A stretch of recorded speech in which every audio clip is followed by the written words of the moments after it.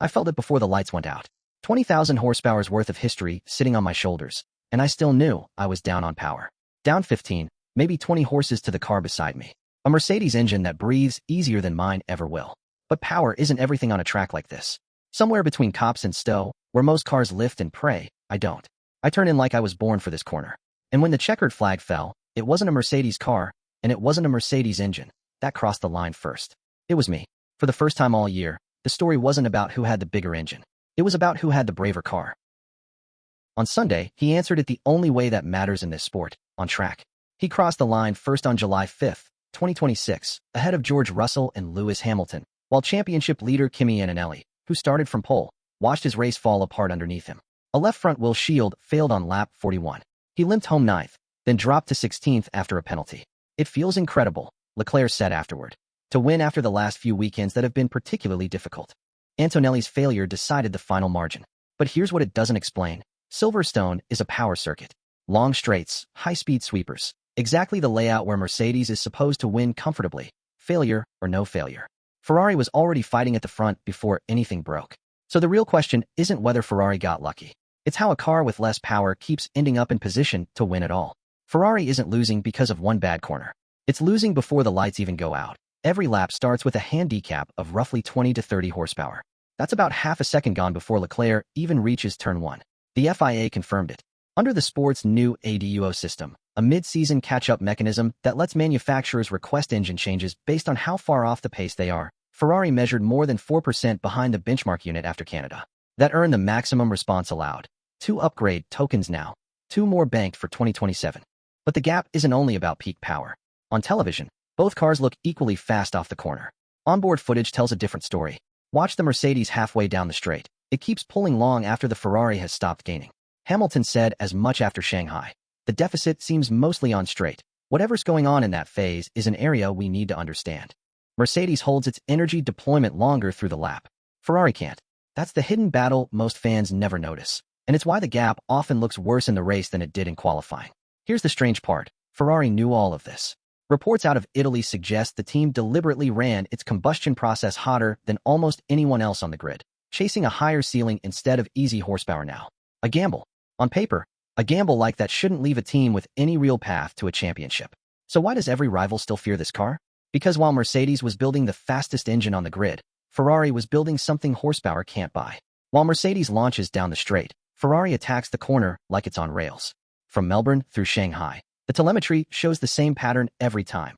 Through the tightest, slowest corners on the calendar, Ferrari carries more minimum speed than Mercedes does. Strong front end, stable rear, aggressive turn-in without giving anything back on exit. Both drivers have said the same thing in different ways all season. This is the first Ferrari in a long time they actually trust under braking. A car this trusted doesn't stay still. And what Ferrari does next might be the most dangerous part of this whole story. Winning Silverstone wasn't the destination. It was proof the project was finally working. So instead of chasing horsepower it doesn't have, Ferrari attacked everything else. Miami brought a new floor, then revised wings, then software changes to how the car manages its energy.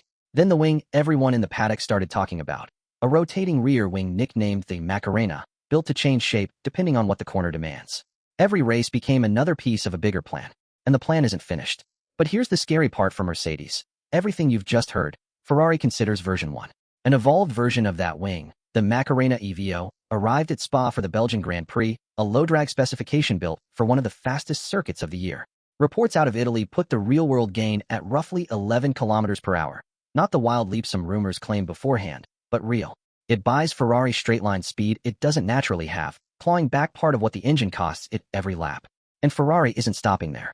A further upgrade is expected at Zandvoort. Behind it, something bigger. Ferrari's second engine intervention under the ADUO system, a redesigned turbocharger aimed at the deficit itself, not just working around it. Nobody outside Maranello knows exactly what that package includes. Not us. Not Mercedes. And that uncertainty alone should matter to a team that thought it had this season figured out. If Spa is where Ferrari tests the theory, Monza is where they might prove it. That's where the new turbocharger is expected to debut. If it doesn't arrive earlier at Zandvoort, on home soil, in front of the Tifosi, with everything converging in the same car, the chassis both drivers already trust, the aerodynamic gains from Spa, and an engine finally clawing back what it's been giving away all season. Close the gap on paper, and there's still a track to prove it on.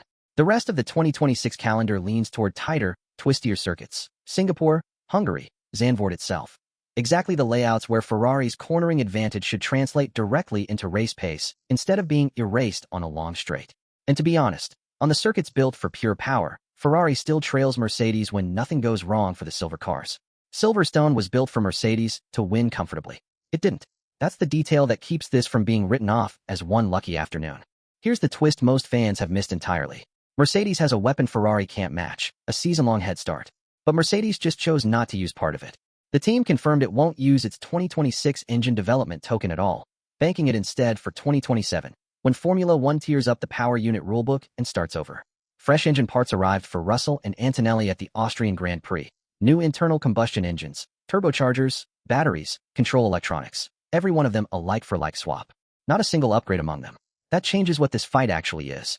Ferrari isn't racing a team standing still. It's racing against a closing window, one summer to close a gap it may never get another clean shot at, while Mercedes' best engineers are already looking past this season entirely. A chassis both drivers trust. A development department that keeps outbuilding the rest of the grid. A wing gamble aimed at Spa and Monza. An engine upgrade timed for the season's final stretch. An arrival that just handed Ferrari a rare window by choosing to look toward 2027 instead of fighting for every point in 2026. Maybe Ferrari never finds those missing horsepower. Maybe Mercedes stays untouchable on the circuits built for straight-line speed. But Formula One has never belonged only to the fastest engine. Sometimes it belongs to the team brave enough to believe the gap can still be closed. And after Silverstone, for the first time all year, Ferrari finally has a reason to believe it. If this story pulled you in the way Silverstone pulled in everyone watching that Sunday, hit subscribe. It costs nothing, but it tells us this story is worth telling again next race.